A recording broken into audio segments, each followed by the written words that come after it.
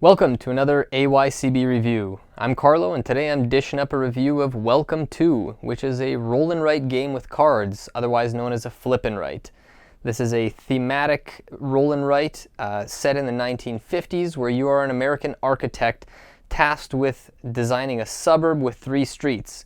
You can be filling in these properties with pools, parks, and all kinds of other things in order to develop your suburb and score points in a variety of ways. Let me tell you what I think about it.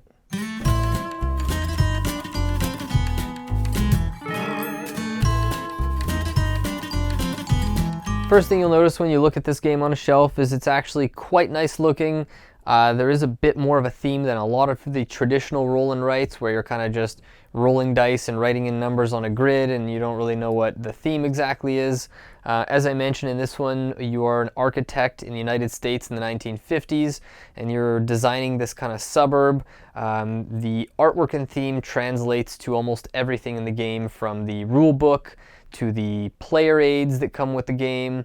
Really, there's a lot going on here. You can even see that the construction cards themselves have all kinds of unique stuff on them. Some of them have, a cat sitting on the fence railing here. Some of them have other little animals, or you've got a hat and a newspaper. There's all kinds of little details on them. The artwork is really nice. The score sheets themselves that you use to write in are fairly high quality for this type of game. They're really nice to look at, especially at the end of the game once you have all your sections filled in. It's one of those things that, sometimes it's a joy to just sit back and look at them after the game.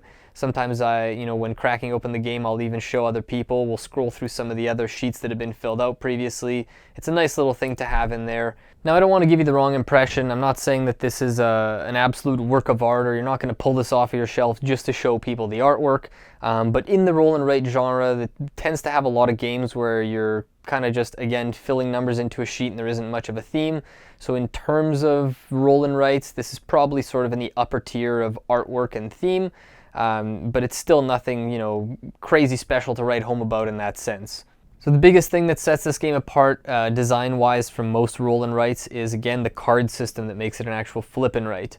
So with any game like this, whether you're using dice or cards, there is going to be a certain element of randomness, of course. But what I really like about this card system is it takes out a big chunk of the actual luck.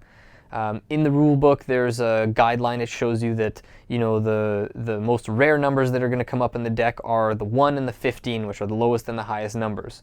So those are the most rare cards.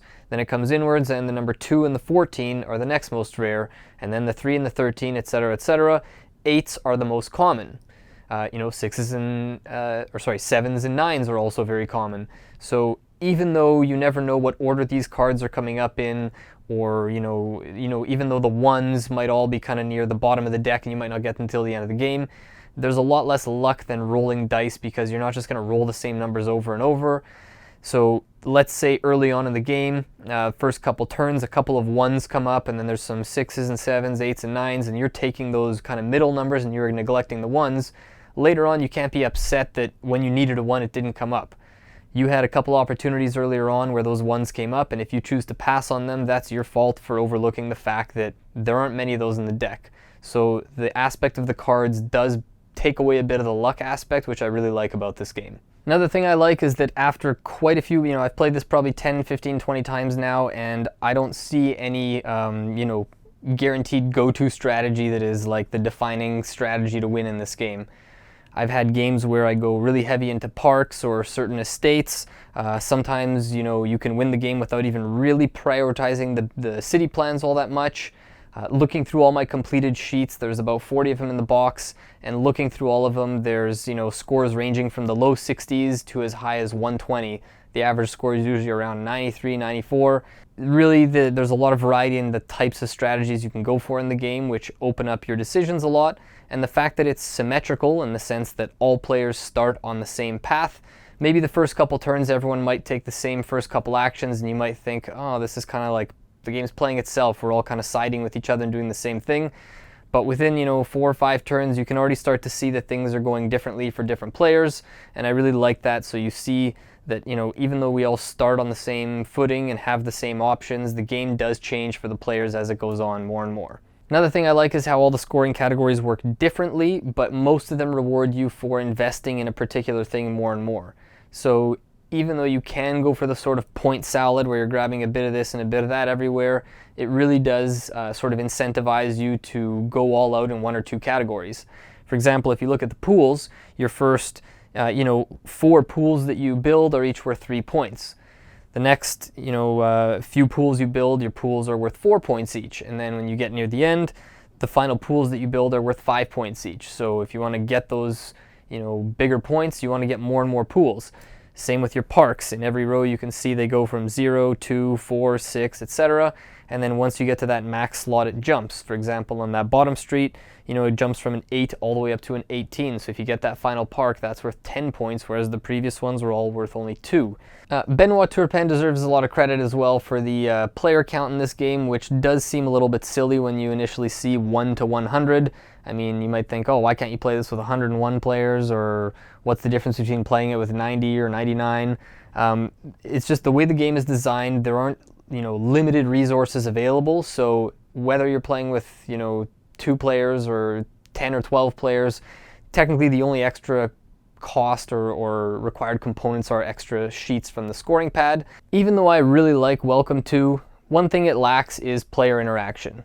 So aside from competing for the 3 city plans and the 3 ways that the game can end that are sometimes out of your control, like if another player has 3 building permit refusals or whatnot, other than those 2 really minor things, you really don't need to worry about what other players are doing. It doesn't really affect you. So the player interaction is really low. You can't really do anything to, sabotage another player. And at the same time, it can a lot of the time just feel like we're all playing our own solitaire version. We're all kind of just solving our own little puzzle, and then at the end of the game, we're going to compare to see who did it best. So if player interaction is something you look for in your games, this definitely won't be the roll and write for you. But I still find it fun. I think having this theme and the artwork kind of injects a bit more life into it, considering there's the lack of player interaction. You really do feel like an architect planning out these streets. There's these little touches that kind of add a bit more fun, a bit more spice to the game, a bit more of a theme.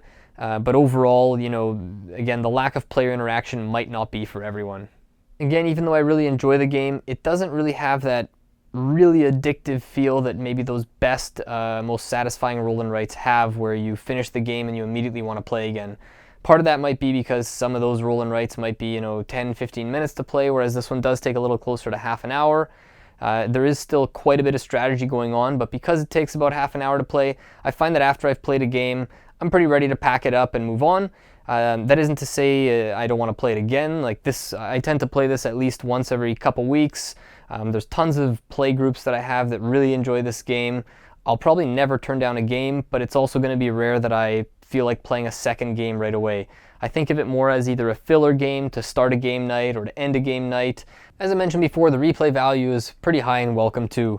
That's thanks in part not only to the regular set of city plans in here that give you different objectives every game, but there are also an advanced variant, expert rules, there's a solo mode in there.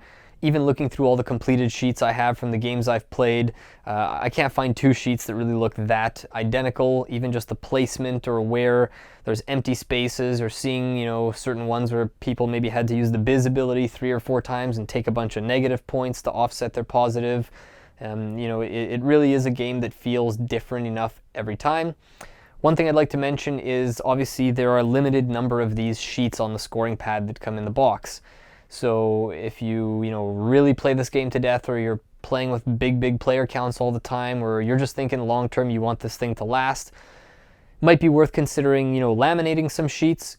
There's a small issue with it in that the sheets as they are barely fit in the box. Like the box is sort of sized to fit everything perfectly. What really sets this apart for me is the flipping cards over that have the kind of, you already know how many of certain cards are in the deck, so taking a lot of that luck out of it really makes it feel like more of the game is a bit more in your control than a lot of other roll and writes, and I like that. So again, if you're interested in something a little more thematic, something different, Welcome is a great one to add to your collection. Thanks for joining us. Keep an eye out for our written review as well for this game, and any other content we have coming up for plenty of other games at allyoucanboard.com, as well as our social media channels. Thanks for watching.